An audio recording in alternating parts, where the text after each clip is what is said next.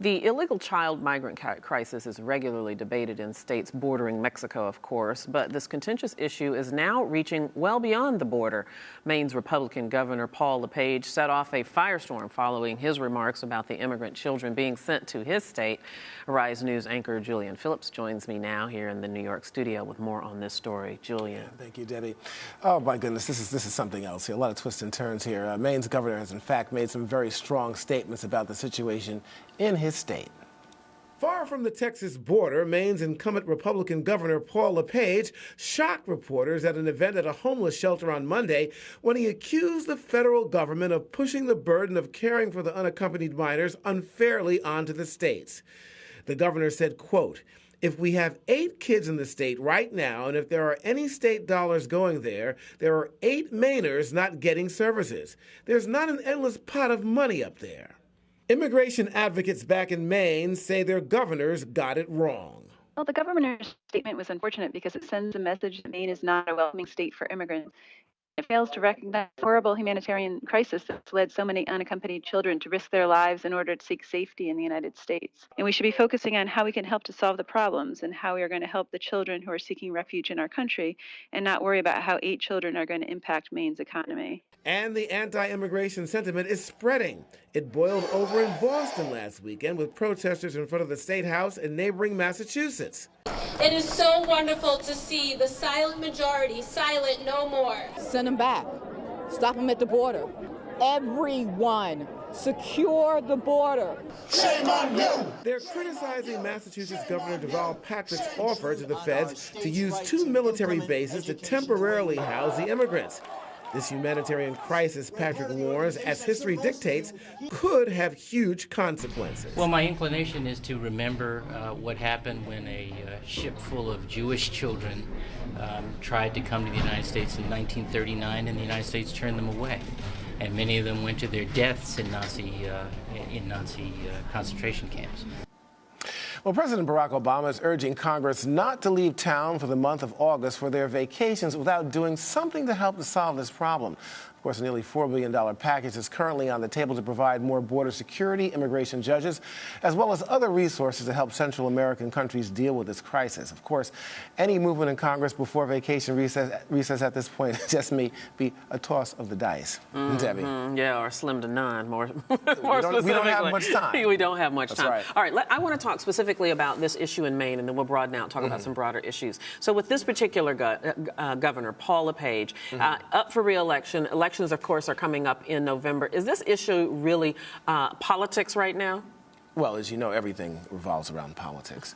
He's trying to be reelected, and you're talking about a state that is about 94% white, and there's 1.3 million people in that state, and they have about 55,000 immigrants in there. Not necessarily a lot, but for the size of the population of Maine, that's quite a big size. He feels, I guess in his mind, that if he beats the drum of anti-immigrants, anti-migrants coming in, regardless of their children, that he'll win votes. But that might not necessarily be the case in the state where you find some workers in there saying he's definitely on the wrong foot on this issue. You mentioned these 55,000 immigrants that are in the state of Maine. A lot of them are Somalis. Yes. I guess my question is, why Maine? What's the attraction there? Well, because Maine, to especially people who live in Central Africa, they consider it a very safe state, very safe communities there. But on top of that, you have a lot of faith-based organizations that are centralized in Maine that help people who are immigrants. So that's primarily why they're going there. Yeah, they might get surprised by how cold it gets in the winter. Well, yeah, but here's the deal. The Somalis in Maine have done a lot for the economy there. They put together a number of businesses that have raised the economy. You got to consider there, you have a whole lot of elderly people there, and they need somebody to come in for that. Outside of that, the immigrant population that does work there, they have a blueberry picking season coming up in August, and that's huge, so they need somebody to do that. So it's really created a boon for business in a sense. I don't want to overstate that case in Maine, so it's kind of work. No, but that's true all over the country. Very often, immigrants will do the work that Americans won't do. You're absolutely right about that. Let's broaden out just a little bit, because LePage is not the only governor that has expressed outrage or discontent about the federal government sending illegal immigrants into their state. What's the underlying reason, do you think? Well, there are 2. Race and politics. Let's go back in history a little bit here. And most recently, when Haitians were trying to come to this country, you know, the boat flotilla, hundreds of people, if not thousands, died on that dangerous route from Haiti to Miami. People who got here were quarantined. Of course, they used that whole situation of AIDS. There were many protests here in New York City as a result of that. At the same token, when Cubans came here, and largely white businessmen came and they settled in Miami, a whole different thing. Going back in history further, back to the Irish, you know, more of a cultural thing there. They had problems, and let's not forget the Chinese. So these are issues here that this country has dealt with, or maybe has not dealt with sufficiently. So here you have, you know, the immigrants coming in from Latin countries. Politically, well, you know, if you're talking about restructuring in certain districts like in Texas, so on and so forth, you're talking about now voters who will vote maybe differently than, say, some Republicans would like, and they don't like that much. And of course, the money factor, too. And I've always said, if it ain't about the money, it's about the money. So you're talking about who's going to pay for this. Do the states want to foot the bill for this? Is the federal government going to foot the bill for this?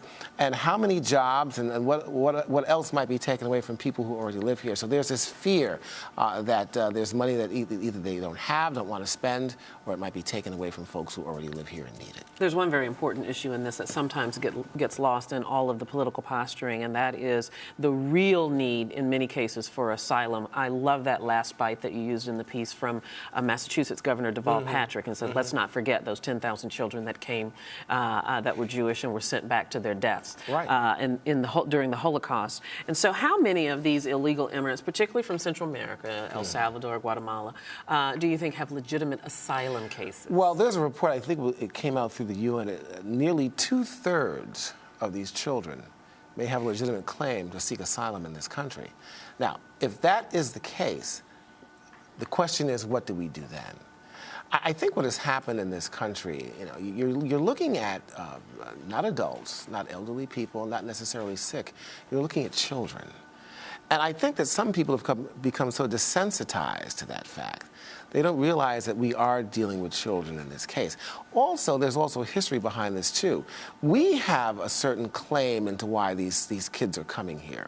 You talk about some of our policies that in Central America that deal with governments there, that deal with drug trafficking, all these things, have made a climate there which is intolerable for a lot of people. So we're not necessarily immune and you know, just separated from the reason why a lot of these kids are coming into this country. So we owe it to ourselves to take a good look at this stuff, sit back and say, hey, look, how can we really solve this problem? And you make a very interesting point there. I think it was the Honduran president who made that very point, that you know, it is the demand for drugs in the United States that creates the desire and the supply in the Central American countries, and that's what makes it dangerous.